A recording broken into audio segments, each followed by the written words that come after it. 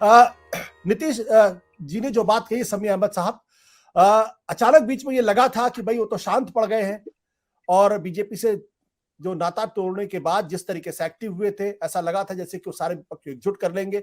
लेकिन पिछले कई महीनों से शांत थे, अचानक एक्टिव हुए और कह रहे सारे विपक्षी नेताओं से लगभग उनकी बातचीत हो चुकी है और सब इस राय से मुतमईन है कि नरेंद्र मोदी को हटाने के लिए सबको साथ आना पड़ेगा। उनकी बात पे यकीन कर लिया जाए?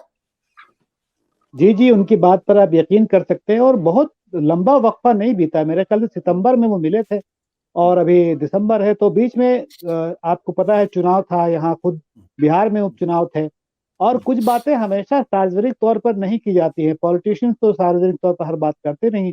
अभी चूंकि जेडीयू का एक बड़ा प्रोग्राम था, तो वहां पर जिसको आप नैरेटिव बनाना कहते हैं, उसके लिए मैं आजकल हिंदी में एक लफ्ज इस्तेमाल में करता हूँ, माहौल बंदी। तो वो माहौल बंदी उन्होंने शुरू कर दी है कि उनका अगला क्या होगा कार्यक्रम, वो क्या करना चाहते हैं। तो उसमें दो बात साफ है, एक तो कि वो नेशनल पॉलिटिक्स में जाना चाहते हैं और विपक्षी एकता के लिए काम करना चाहते हैं। वो फिलहाल बिल्कुल ये नहीं कहना चाहते या ये किसी तरह का इंप्रेशन नहीं देना चाहते कि वो प्रधानमंत्री पद के दावेदार है, पहली बात।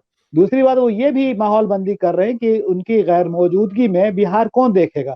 तो उन्होंने तो इससे पहले भी ये बात कही थी और फिर दोहराई ये बात कि उनकी गैर मौजूदगी में जब वो बिहार की पॉलिटिक्स से दूर होंगे तो तेजस्वी यादव उनका स्थान लेंगे और 2025 का चुनाव भी उनके ही नेतृत्व में लड़ने की बात उन्होंने साफ साफ कह दी है। तो नीतीश कुमार के मन में कोई ऐसी दुविधा नहीं है, कोई असमंजस नहीं है। वो साफ साफ दिख रहा है कि वो क्या चाहते हैं। और वो हमेशा ये कहते हैं कि जैसे हेडलाइंस में तेजस्वी आ जा रहे जरूर, लेकिन उनकी बात देखिएगा तो वो नरेंद्र मोदी का नाम लिए बिना कहते हैं कि अगर जब तक वो रहेंगे तब तक ये काम नहीं होगा, तब तक विकास नहीं होगा। और ये बात भी बार बार दोहराते हैं कि आप लोग आपस में मत लड़िएगा। तो एक बात है, जो भारत जोड़ो में कार्यक्रम में हो रहा है वो बिहार में अलग तरीके से हो रहा है। इसलिए मुझे तो लगता है कि he is very serious, no doubt about that. अब ये अलग बात है कि उनको बाकी लोग सबोटाज करते हैं या उनके साथ देते हैं, क्योंकि उन्होंने कांग्रेस का साथ लेने की बात कही है, उससे अलग होकर वो विपक्षी एकता की कल्पना नहीं कर रहे हैं।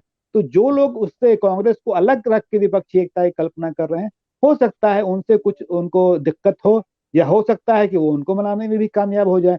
ये तो वक्त बताएगा।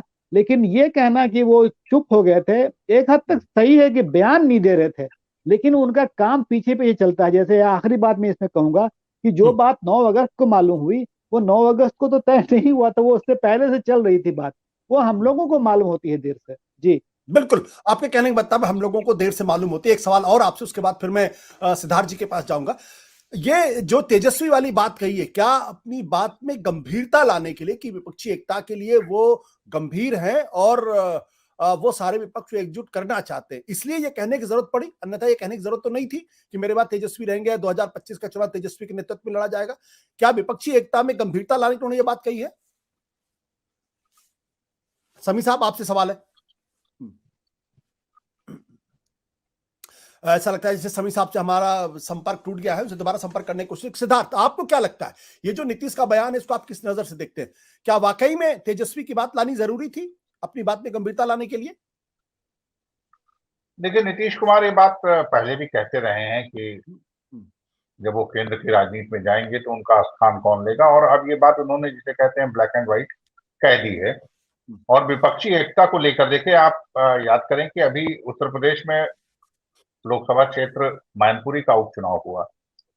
कोई उसकी बहुत अहमियत नहीं थी या कोई ऐसी आवश्यकता नहीं थी, लेकिन बावजूद इसके नीतीश कुमार की पार्टी के दो नेताओं ने आकर, और उन नेताओं में एक स्थानीय नेता भी थे जिनका प्रभाव है अपनी जाति विशेष पर, उन्होंने उनकी एक रैली के लिए भेजा अपने नेताओं को और बाकायदा उन्होंने वोट मांगे समाजवादी पार्टी के लिए।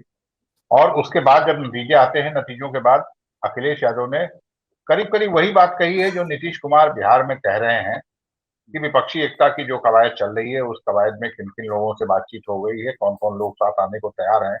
तो मुझे लगता है कि नीतीश कुमार की बात वो उसे महज बयानबाजी या कोरी हवाबाजी न समझा जाए, बल्कि उस बात में गंभीरता है। और नीतीश जब तेजस्वी का नाम लेते हैं तो इससे इस बात पर और ज्यादा बल मिलता है और एक बात और ज्यादा प्रभावी तरीके से अपने आप को साबित करती है कि नीतीश कुमार एक व्यापक विपक्षी एकता के पैरोकार हैं और अब केंद्र की राजनीति में सक्रिय होने का मन बना चुके हैं।